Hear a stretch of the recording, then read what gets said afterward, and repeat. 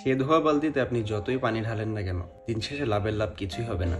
আপনার মনে হতে পারে যে আপনি একদিন যদি ক্যাপেবল এনাফ হন বা তাদেরকে এনাফ ইমপ্রেস করেন, হয়তো তারা আপনাকে রেকগনাইজ করবে। বাট সেটা আসলে কখনোই হয়ে ওঠে না। সেটা আপনার ফ্যামিলির কেউ হতে পারে, ফ্রেন্ড সার্কেলের কেউ হতে পারে, বা ইভেন হতে পারে আপনার প্রিয় কোনো একজন মানুষ। আমি আসলে আপনাদের দেখানোর জন্য 2টা গ্লাস নিয়ে আসছি আজকে। সো এই 2টা গ্লাসের মধ্যে একটি হচ্ছে আপনার সব কোয়ালিটি, ট্যালেন্ট, গুণাবলী সব কিছু, আর এটি হচ্ছে আপনাকে নিয়ে তাদের পারসেপশন। সো আপনার মনে হতে পারে যে finally I am worth it, আমি এত ট্যালেন্ট, অ্যাবিলিটি, অ্যাচিভমেন্ট জোগাড় করেছি, now I can finally pour this into this empty glass, আমাকে নিয়ে যে ধারণা, and it will change everything. একটা জিনিস খেয়াল করে দেখবেন যে আপনি যতই এখানে পানি ঢালেন, সোজাসুজি কোনো পানি ঢালতে পারবেন না। আপনি যখন পানি ঢালতে নেবেন তখন গ্লাসটি এরকম হয়ে যাবে। এর কারণ কি?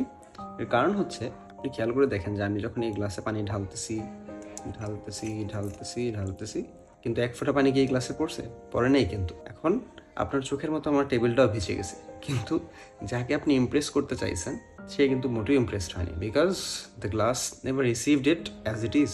সেখানে ব্যাপারটা কি হলো আসলে? এই যে এই খালি গ্লাসটা, যেটা হচ্ছে আপনাকে নিয়ে তাদের পারসেপশন, সেটা মোটামুটি কখনোই চেঞ্জ হবে না।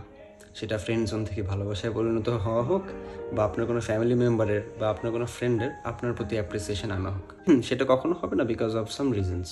সেটা আপনার প্রতি তাদের জেলাসি হতে পারে, ইনসিকিউরিটি হতে পারে, সিম্পলি তারা এনাফ আপনাকে পছন্দ করে না, তারা হয়তো আপনার যে অন্য কাউকে প্রেফার করে। এরকম আমার বেলাও হয়েছে অনেকবার। আমার অনেক ফ্যামিলি মেম্বার ছিল, ফ্রেন্ড ছিল, যাদেরকে আমি মনে প্রাণে চাইতাম যে তাদের রিকগনিশনটা পাইতে, কিন্তু সেটা আমি আজকে আমার 25 বছর বয়স কখনোই পাইনি। সেটা কেন পাইনি সেটা আনসার আমার কাছেও নাই। বাট রিসেন্টলি আমি ফিগার আউট করলাম যে আসলে আমি যে তাদের পাত্রে কনস্ট্যান্টলি পানি ঢালতেছি, লাভটা কি হচ্ছে? আমি কিন্তু বাকি সবার অ্যাপ্রিসিয়েশন পাচ্ছি, চেয়েও না চেয়েও, কিন্তু শুধুমাত্র যাদেরটা আমি সবচেয়ে বেশি ক্রেভ করতেছি বা চাচ্ছি, তাদেরটা কখনোই পাচ্ছি না। আর এখন আমি ফাইনাল ফিগার আউট করলাম যে আসলে কেন তারা এই জিনিসটা রিসিভ করতে পারে না।